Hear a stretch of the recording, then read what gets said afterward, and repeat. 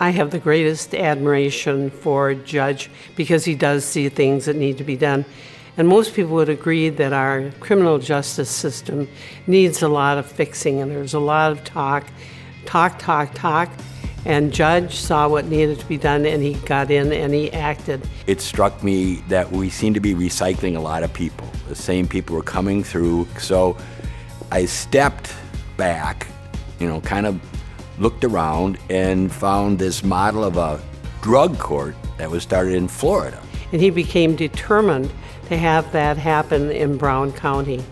And drug court does treat people rather than incarcerate them. We have a criminal justice population, well, some of them are non-violent offenders who really have an alcohol or drug abuse issue, and they're continually in the system, and they really require treatment. Why don't we spin those people out and create a post-judgment court? So they're convicted, they're on probation, so you have leverage control over them, and then you obligate them to go into treatment.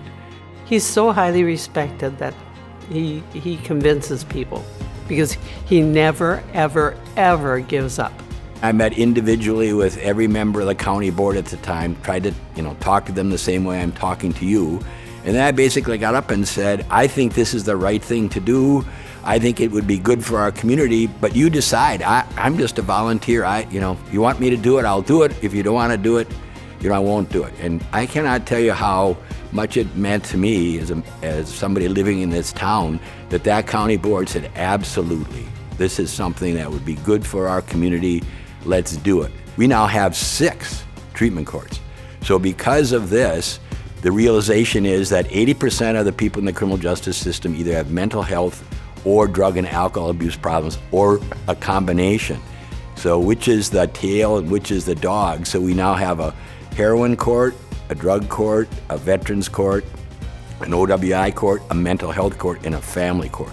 We now have over 100 participants in those courts. If you offend and you will end up in Judge Zuidmulder's court, you're going to be held accountable and then some. So people who get through the court are so proud of what they've done, and he shares that pride.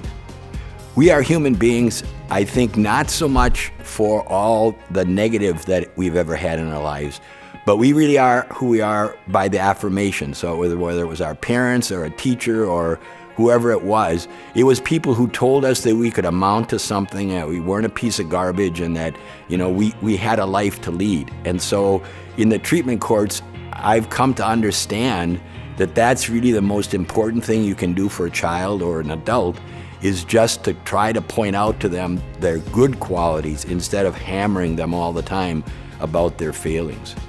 My father was the greatest person in my life, and he was the fire chief, and he taught me, you lead by example. You never ask, his phrase to me was, you never ask your men to do anything you're not willing to do yourself. And so, from his example, I've just tried to live up to that model. He's sort of my idol, so I'm hoping he thinks I've done a good job.